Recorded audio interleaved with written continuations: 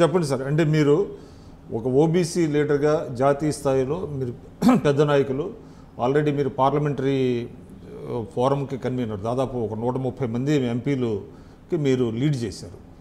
OBC యొక్క ప్రయోజనాలను కాపాడటం అనేది మీరు దేశవ్యాప్తంగా చేసినటువంటి పని.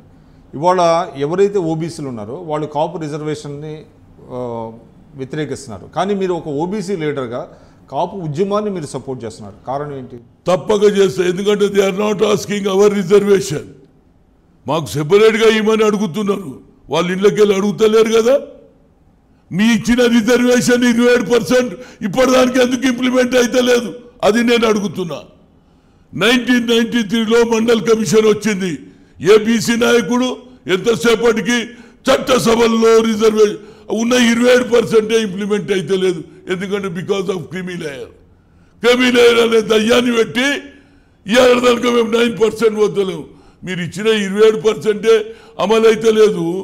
వాళ్ళని వద్దకు మనకి చంద్రబాబు హామీ ఇచ్చిండు, ఎన్నికల ముందు ఇచ్చిండా లేదా, అదే ఇంప్లిమెంట్ చేయమంటున్నాం. మరి మీరు బీసీ నేతలతో మీరు మాట్లాడారు ఎప్పుడన్నా? ఇప్పుడు ఆర్ కృష్ణయ్య గారు కానివ్వండి, మిగతా బీసీ నేతలు ఆంధ్రాలో ఏమంటున్నారంటే కాపుల్ని కనుక బీసీలో చేరిస్తే మేము పూర్తిగా వ్యతిరేకిస్తామని చెప్పారు. చూడండి, యాజ్ ఏ బీసీ లీడర్గా మీరు ఆ బీసీని మీరు కన్విన్స్ చేసే ప్రయత్నం ఏమైనా తప్పనిసరి వాళ్ళ మీద అడుగుతలేరు కదా సెపరేట్గా. హలో, నేను అనేది జీవో 30 ఎప్పుడు తీసిండ్రు?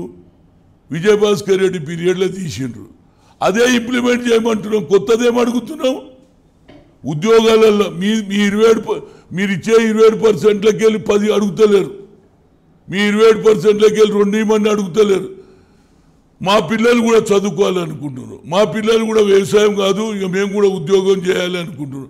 మరి వాళ్ళ సంగతి ఏమిటండి?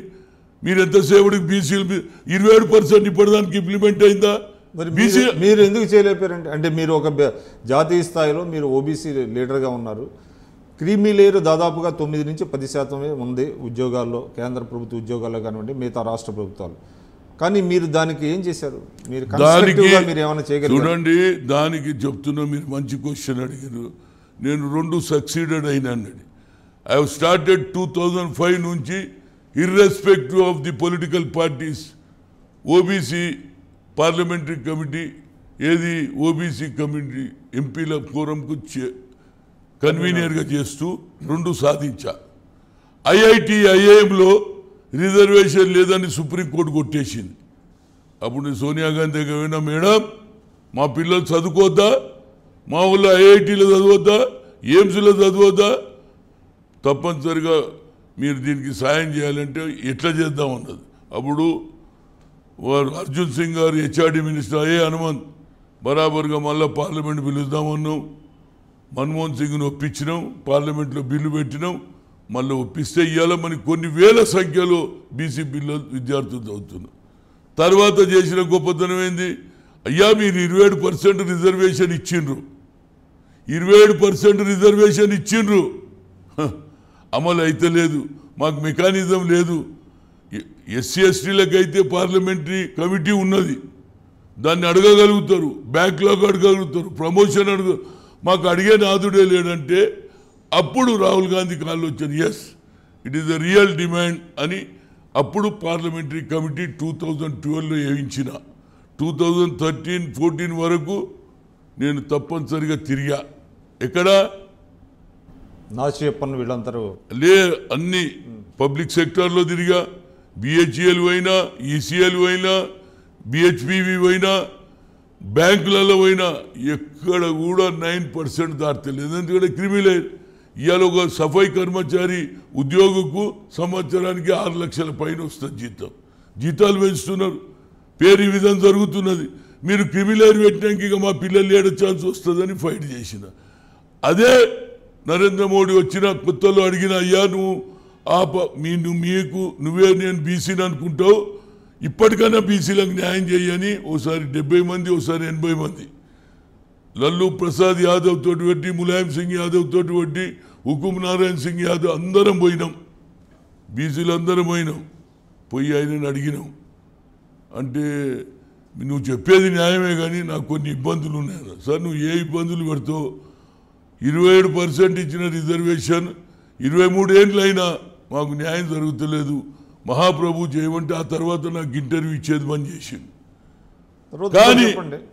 కానీ ఎప్పుడైతే ఉత్తరప్రదేశ్ ఎన్నికల్లో వారు చూడండి, ఉత్తరప్రదేశ్ ఎన్నికలకు బీహార్ ఎన్నికలు ఏమన్నాడు మోహన్ భగత్, ఈ రిజర్వేషన్ మీద రివ్యూ జరగాలన్నాడు. అనగానే బీహార్లో వ్యతిరేకంగా ఓటు జరిగింది, నితీష్ కుమార్ వచ్చింది.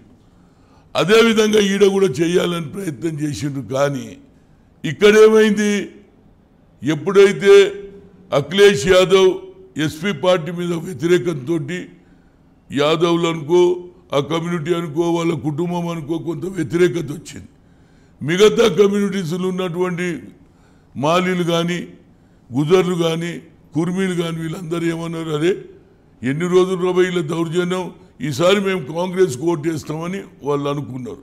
కానీ ఎప్పుడైతే మేము అలయన్స్ పెట్టుకున్నామో బీసీలంతా ఎన్ బ్లాక్గా బీజేపీకి వేశారు. ఎందుకంటే వీళ్ళు వేశారు, ఒక సాహెబ్కు కూడా టికెట్ ఇవ్వలేదు. అరే ఇది హిందుత్వ పార్టీ అన్నారు, ఇటు బీసీలు ఎస్పీ పార్టీ మీద కోపంతో ఓటేసిండ్రు. వీటితో ఏమైంది, బీసీలంతా ఒక పక్క, అదే బీసీ ఇండివిజువల్గా మేము నిలబడుంటే మాకు 50 నుంచి 60 సీట్లు వస్తుండే. ఆ కాన్సెప్టే ఇక్కడ కూడా నడిపించాలని వచ్చిండు అమిత్ షా. అమిత్ షా ఉద్దేశం ఏంది,